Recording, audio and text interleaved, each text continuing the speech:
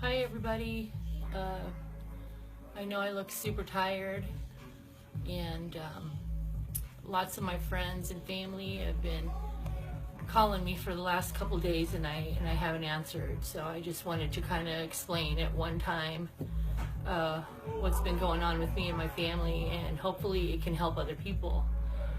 On Wednesday morning at 4 a.m., my daughter and her friend left Las Vegas to go to Oregon.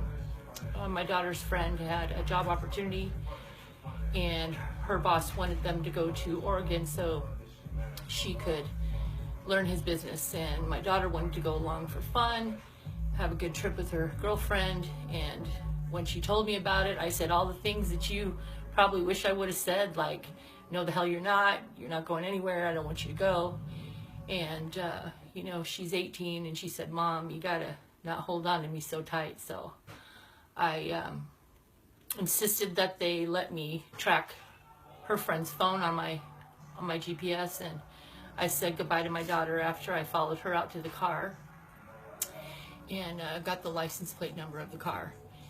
They were picked up by a female, and they were driven to Oregon, and I had been tracking them that whole day, and things seemed to be going well. She was calling and checking in, and at 2 o'clock in the morning, yesterday morning, she called me, and I heard the worst tone in her voice that a mother can ever hear, and all she said was, Mom.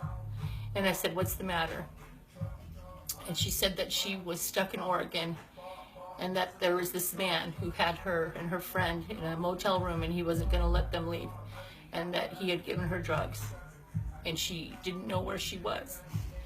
And so I got my ex-husband, and we're on the phone with her and trying to figure out where she's at. She didn't know where she was, and he kept trying to make her drink more things and eat more things, and to keep her drugged up. And I could hear him in the background while she was on the phone with me, and he was touching her, and my daughter was in Oregon 14 hours in 3 states away from me, and there was nothing I could do.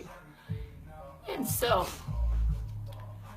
fortunately I had her tracked on the phone, so I GPS'd her, and I put her on the phone with my ex-husband while I called the Oregon Police Department and had them go get my daughter and her friend from that motel room. And they took them to the police department to sleep overnight. And I said I would be on my way down immediately. They couldn't fly because they didn't have IDs, and there was no bus leaving, so I had to leave my daughter there. And my ex-husband and I got in a car and proceeded to drive up to Oregon. But in the meantime, we got a call from the police department telling us that a detective or investigator from the human trafficking department was coming to interview my daughter because she had been delivered to this man in Oregon. His intention was to keep them drugged up and take them to California. I haven't slept in 30 hours, but my daughter is home safe. And there's lots more to the story. I don't think those details are important. My daughter's not in this video because I think that she's been taken advantage of enough. I'm saying this because as a mom, the reason she made it out of that situation is because she fought.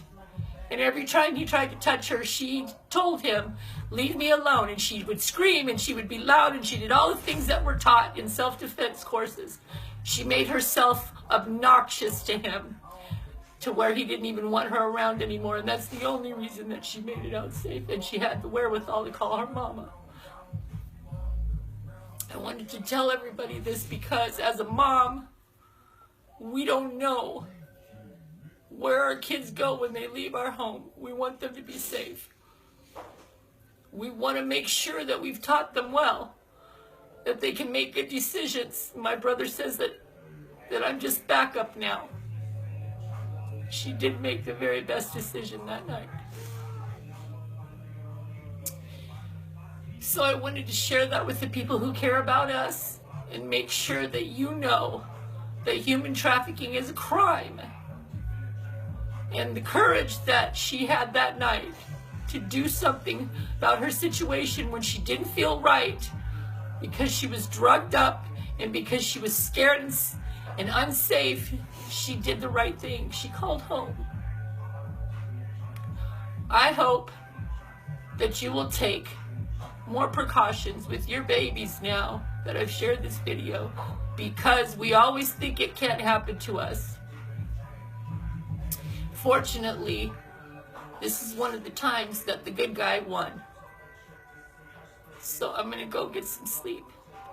I just want to tell everybody thanks for listening. Good night.